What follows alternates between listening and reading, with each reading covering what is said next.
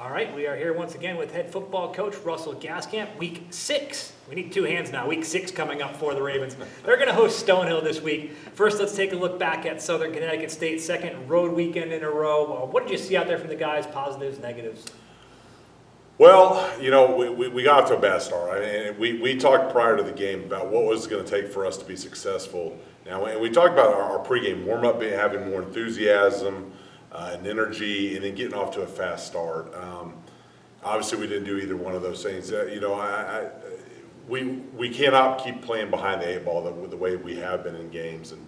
And all that being said, we didn't play very well defensively. We were better on the special teams this week. We made a few plays in some of the areas, but we didn't play very well defensively. But even on that, offensively, we played well enough that if we had not had a few kind of just critical errors, we threw an interception in the end zone that was just a kind of a fluke play a little bit. But we had 2 other times that we were in the red zone in the first half that we didn't convert.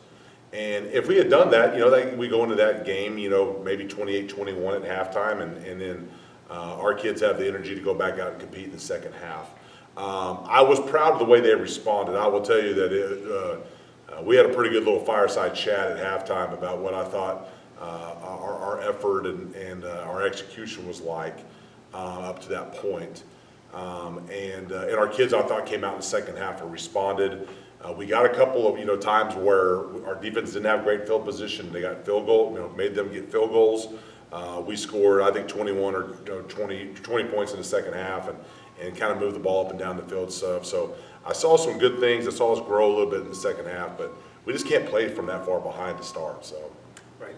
You talked a bit about red zone conversions, obviously some failed ones on your part, but then also forcing field goals on the other end of the field. What does it do for the defense when they're up against the wall and they can hold them to only 3 points? Well, right now, we're looking for any positives that we can be coaching on, and when you are making them kick field goals, and you kind of feel like those are little kind of mini victories, especially with some of the the field position that we've put our defense in this year because of some of the special teams issues that we've had.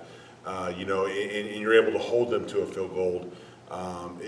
You kind of feel like you got a little mini victory within the game, and so I think there's going to be a point this year offensively that things are starting to click a little bit. Drew played really well in the game, made a lot of plays, and we're starting to get some play out of our receivers, and we're seeing some good things there. So if we can just keep them out of the end zone in those deals and hold them to 3 points or them not getting those conversions, I think we'll have a chance to stay in some games and be competitive. So.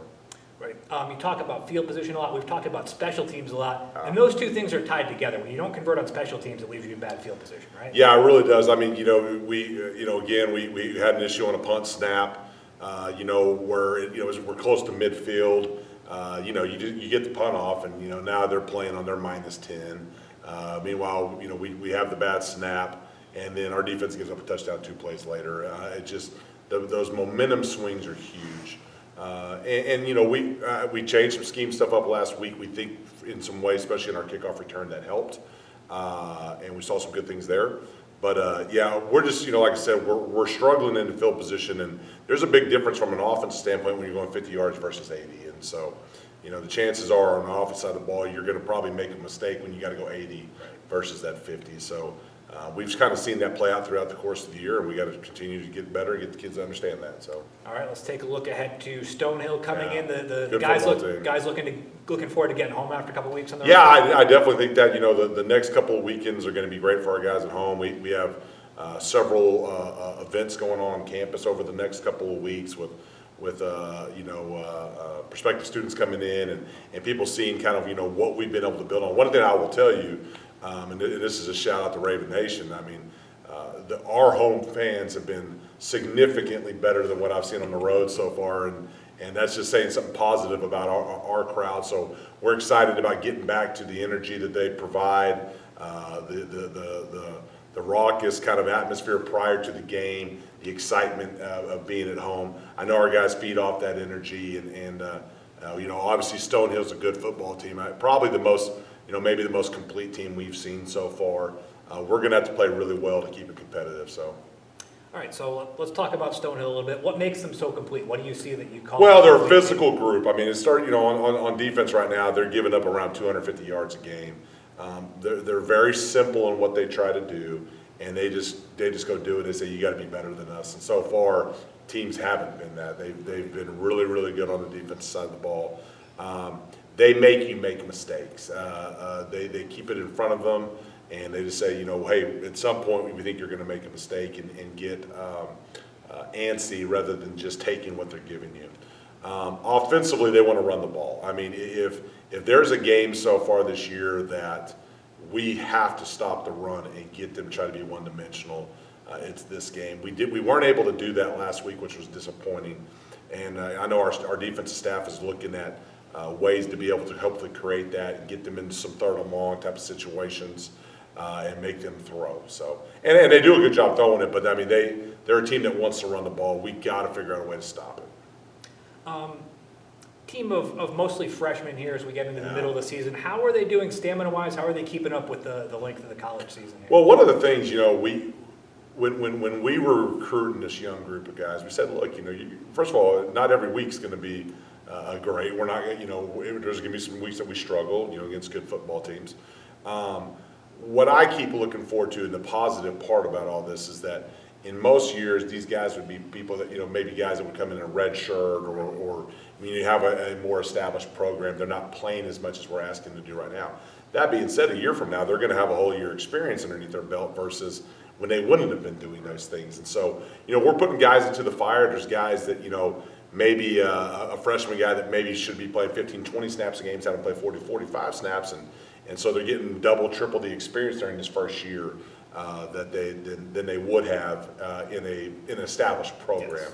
And so, and we talked about with those guys, hey, this is one of the things we promised you during recruiting. We're giving you everything that you want. It is going to put us so far ahead of the curve next year, to be just, in my opinion, we're going to be a significantly better football team, even with just the guys we have right now, and in addition to adding another recruiting class of guys that, don't fit our needs, but fit our culture here at Franklin Pierce, and guys that will fit in well with what we're trying to get done. All right, game day is a few days away. Most important thing for the Ravens this week? Let's see, man. I mean, they do a great job, first of all, in their pass defense. I haven't seen the overall Division II statistics yet, but they got to be in the top 5 in the nation in passing efficiency. So we know throwing the ball is not going to be easy. So we are going to have to run.